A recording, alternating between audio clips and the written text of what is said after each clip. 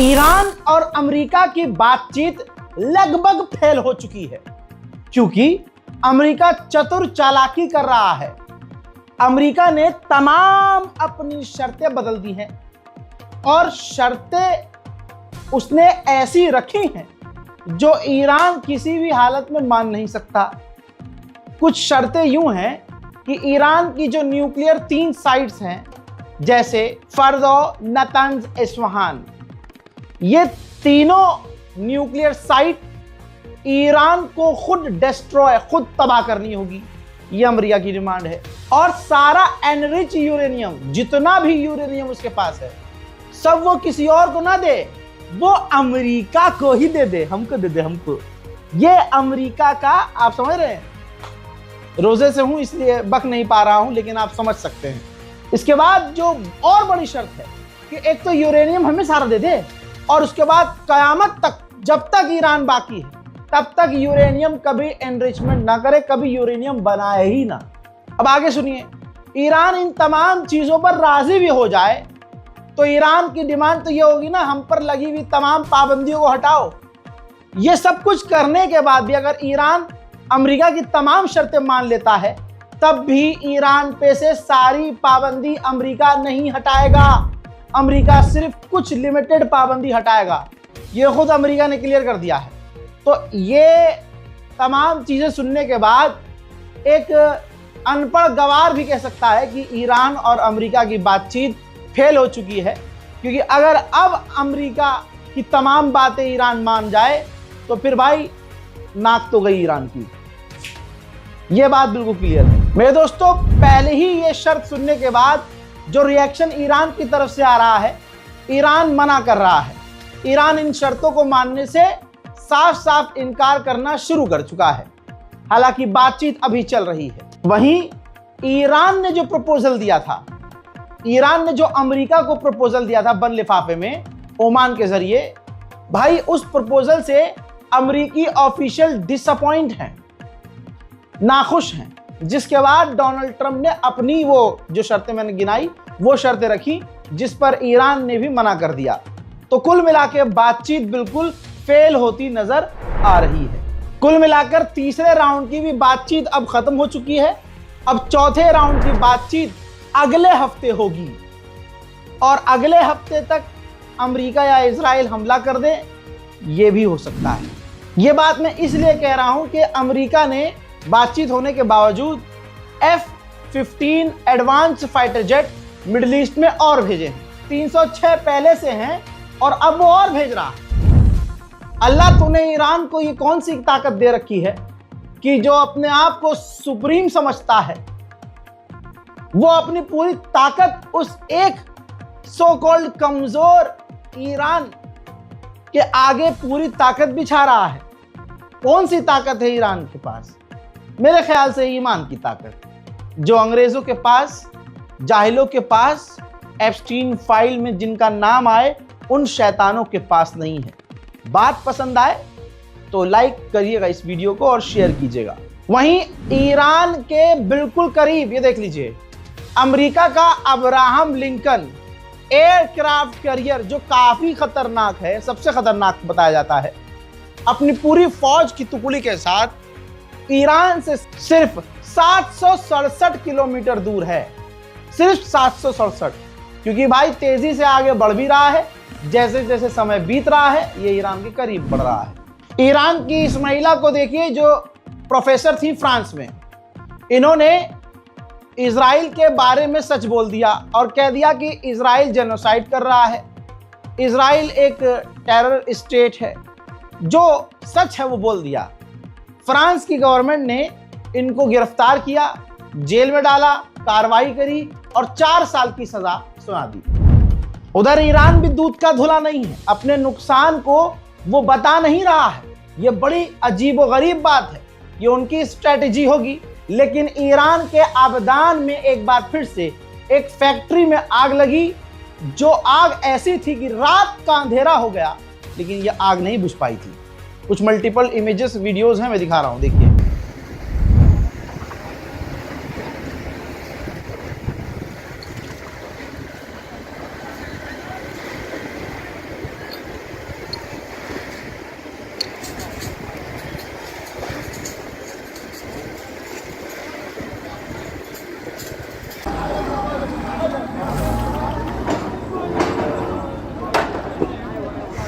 مادر رو نگاه.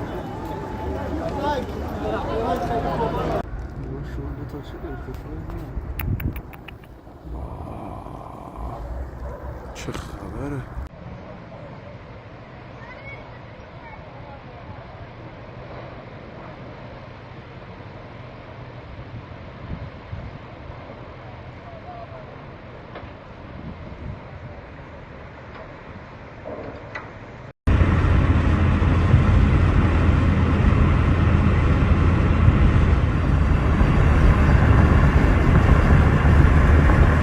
हजरत Iran का मैंने बताया था कि एक फाइटर जो हेलीकॉप्टर है वो क्रैश हुआ, ये देखिए, जिसमें 4 लोग मारे गए। 4 में से जो 2 थे वो ईरान एयरफोर्स के जवान थे, 2 ऑफिशियल थे।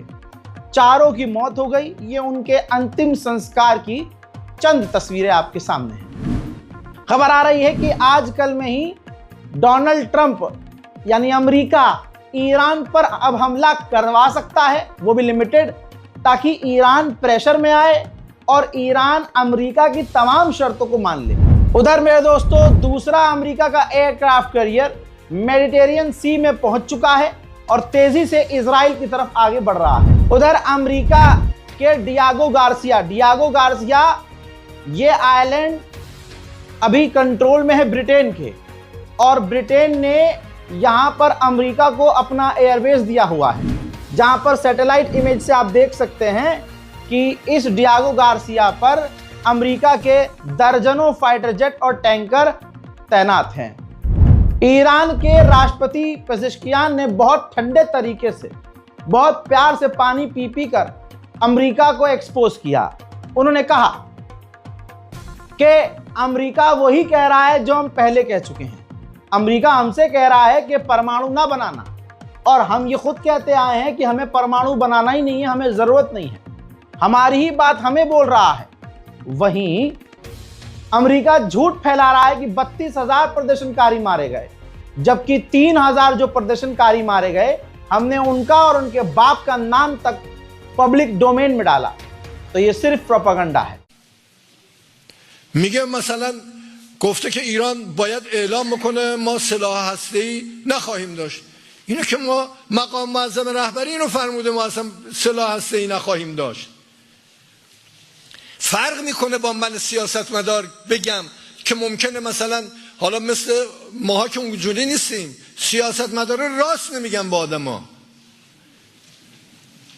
ولی ممکنه من تصور کنم من مثل اونای سیاستمدارم، منم دروغ میگم، ولی رهبر یه جامعه، رهبر دینی یه جامعه که نمیتونه دروغ بگه. وقتی ایشون اعلام میکنه ما سلاح هسته‌ای نخواهیم داشت، یعنی نخواهیم داشت. منم اگه بخوام به اون طرف برم نمیتونم داشته باشم از نظر اعتقادی، حق ندارم، حتی تو ذهن من باشه حق ندارم این کارو بکنم. بعد اینا میگه اعلام نکردن که ما به اصطلاح نمیخوایم سلاح هسته‌ای داشته باشیم. ईरान का अभी तक अमेरिका कुछ उखाड़ नहीं पा रहा है। बौखलाहट में उसने आज फिर से 24 घंटे के बाद दोबारा ईरान पर नई पाबंदियां लगाई हैं, और ईरान के साथ साथ रशिया पर भी पाबंदियां अमेरिका ने लगाई। अच्छा, इजराइल का मानना क्या है? इजराइल का मानना यह है कि दोनों के बीच, ईरान और अमेरिका के बीच गैप बहुत ज्यादा है। वो कुछ और कह रहा है, ये कुछ और कह रहे हैं, बात बन नहीं रही।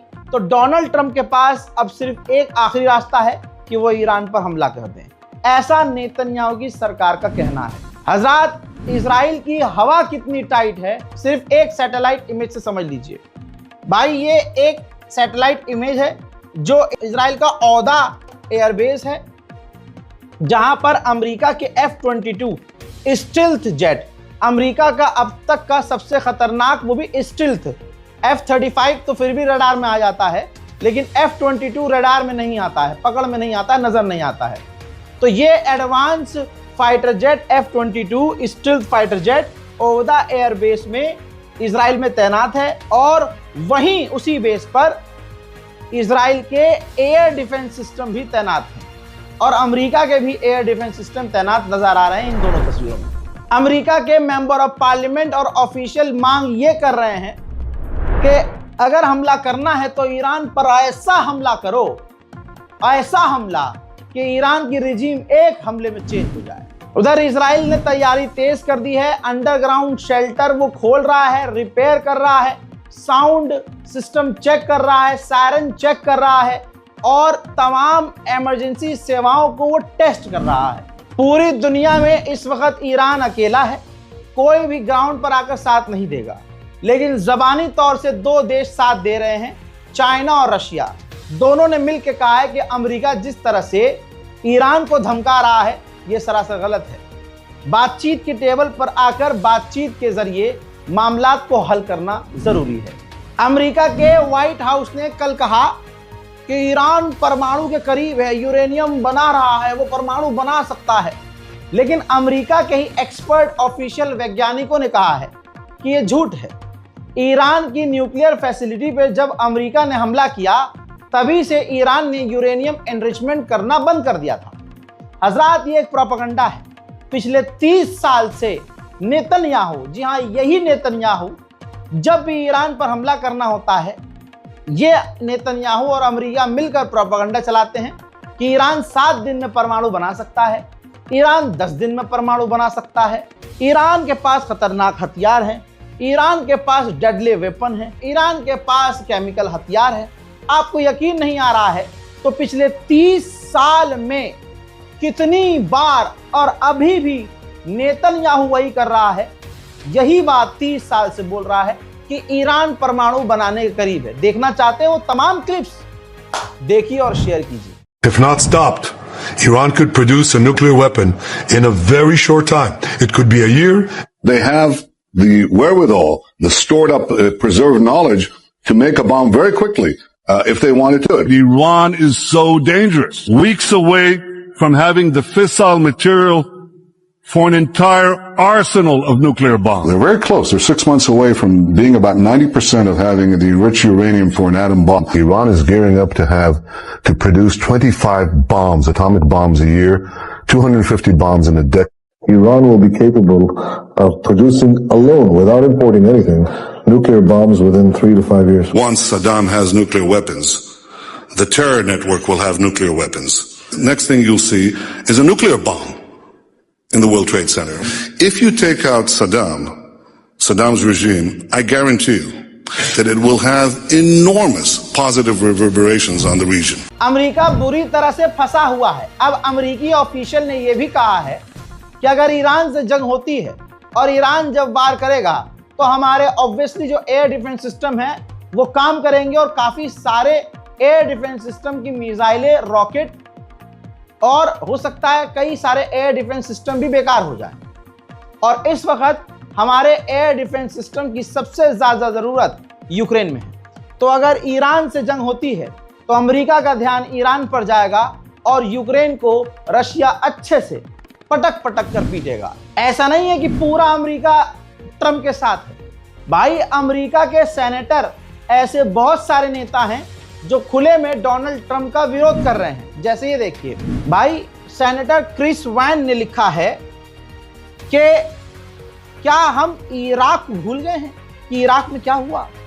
8000 अमेरिकी सैनिक मारे गए, हजारों की तादाद में इराक के सिविलियंस मारे गए, ट्रिलियन ऑफ डॉलर स्पेंड किए थे हमने, पैसा अंधा लगाया था।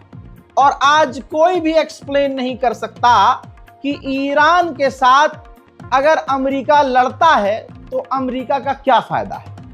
कोई फायदा नहीं है। बात वही है बिल्कुल जो ईरान के सुप्रीम लीडर ने कही थी कि ये जो जंग है, इस जंग में अमेरिका को जबरदस्ती इजराइल उतार रहा है। That's it. हजरात, ओमान से लेकर तमाम मिडिल ईस्ट के आसपास ईरान का भी ड्रोन, जासूसी ड्रोन उड़ रहा है और नजर रख रहा है इलाके पर। आपको सुन सुनकर अब बोरियत हो रही होगी कि अमेरिका तैनात कर रहा है, अमेरिका का एयरक्राफ्ट कैरियर यहां पहुंच चुका है, अमेरिका ने बैलिस्टिक मिसाइल तैनात कर दी हैं, अमेरिका ने रॉकेट तैनात कर दिए हैं, एयर डिफेंस सिस्टम तैनात कर दिए हैं, F-22, F-16, F-35 ये तैनात कर दिए हैं, टैंकर तैनात कर दिए हैं, युद्धपोत तैनात कर दिए हैं और हजारों लाखों की तादाद में अमेरिका की फौज, यानी अब तक की सबसे बड़ी फौज अमेरिका ने ईरान के खिलाफ तैनात कर दी है। लेकिन अमेरिकी ऑफिशियल उसके बाद भी क्या कह रहे हैं वो मैं आपकी स्क्रीन पर लगा रहा हूं। अमेरिकी ऑफिशियल्स कह रहे हैं इन तमाम चीजों के बाद कि ये जितनी भी हमने तैयारी की है और तैनाती की है, इस तैयारी और तैनाती के बावजूद हमारी फौज सिर्फ ईरान से 7 दिन तक लड़ सकती है, सिर्फ 7 दिन तक, और उसके बाद क्या होगा किसी को नहीं पता। दोस्तों, रिकॉर्ड करते करते, शूट करते करते एक ताजा अपडेट आया है। ईरान ने आधिकारिक तौर पर बोल दिया है कि जब तक हम पर सर पूरी पाबंदी नहीं हटाई जाएगी, यूएन ने जो लगाई है वो भी और अमेरिका ने जो लगाई है वो भी, तमाम पाबंदी जब तक नहीं हटाई जाएगी तब तक कोई अब डील नहीं होगी। तो मामला गंभीर हो गया है। देखना अब यह है कि ये ऊंट किधर बैठता है, आप किस तरफ हैं। दोगले तो नहीं है, ऐसे बहुत सारे हैं सऊदी अरब के गुलाम या बचपन से जिनको नफरत का इंजेक्शन दिया गया है कि इनसे इसलिए नफरत करो क्योंकि वो शिया है, और आज दुनिया देख रही है कि फिलिस्तीन में कोई भी शिया आपको नहीं मिलेगा, लेकिन फिर भी यही शिया भाई फिलिस्तीन के लिए सबसे पहले से बोलते आ रहे हैं, सबसे पहले से। क्या जरूरत है हिजबुल्ला भाई, नसरुल्लाह ने क्यों अपनी जान दे दी? शिया थे वो, अपने पूरे खानदान के साथ मर गए, अपने बच्चों के साथ मर गए, उनके मतलब छोटे छोटे मतलब पोता पोती भी थे, वो भी बेचारे मारे गए। शिया थे ना वो। हम कितनी नफरत शिया समुदाय के लिए अपने दिल में रखे भाई, कि सामने से दिख रहा है कि इजराइल की फाड़ के चार करने वाला यही ईरान है, तो ईरान कोई शैतान का पुजारी है? समझ नहीं रहे। ईरान भी तो अल्लाह का मानने वाला है, अशहदु अल्ला इलाहा इल्लल्लाह वाला है, ला इलाहा इल्लल्लाह मुहम्मदुर रसूलुल्लाह वाला है। अब अगर वो चौथे को पहला मान रहे हो, पहले को चौथा माने, तुम पांचवे को चौथा मानो, तीसरे को पहला मानो, कुछ भी, लेकिन अल्लाह के नाम पर, अहले बैत के नाम पर, आज के माहौल को देखते हुए इस्लाम की छतरी के नीचे तो आ सकते हैं। जब दो सगे भाई भी अलग अलग मिजाज के हो सकते हैं, तो भाई शिया सुन्नी एक क्यों नहीं हो सकते, मिजाज और कुछ कल्चर अलग होने के बावजूद? मानता हूं बहुत सारी चीजें विवादित हैं, टकराव बनाती हैं, लेकिन क्या अभी इस्लाम के हालात, इस्लाम के दुश्मनों की हरकतें देखकर क्या हम आपसी लड़ाई को किनारे रखकर शिया सुन्नी ये तमाम जितने फिरके हैं एक नहीं हो सकते? परवरदिगार के नाम पर, अल्लाह ताला के नाम पर हो सकते हैं, लेकिन अगर ऐसा हुआ तो कुछ मुल्ला लोगों की नौकरी चली जाएगी। रोटी कैसे फिर पकाएंगे? मिंबर पे बैठ के नफरत कैसे बढ़ाएंगे? नौजुबिल्लाह। हजरात मोहतरम, आप लोगों से हाथ जोड़कर गुजारिश है, इस्लाम के परचम को संभालिए। कौन क्या है फर्क नहीं पड़ता, अल्लाह का मानने वाला है वो मुसलमान है, वो जन्नत में जाएगा या जहन्नम में जाएगा वो बात की बात है। अगर हम आपस में लड़ते रहे तो जिंदगी ही जहन्नम बन जाएगी। इस रिपोर्ट को शेयर कीजिए, मेरी बात अच्छी लगे, पसंद आए तो अपनी दुआ मुझे याद रखिए। मैं हूं रजा और आप देख रहे थे रजाग्राफी अनस्क्रिप्टेड। जय हिंद।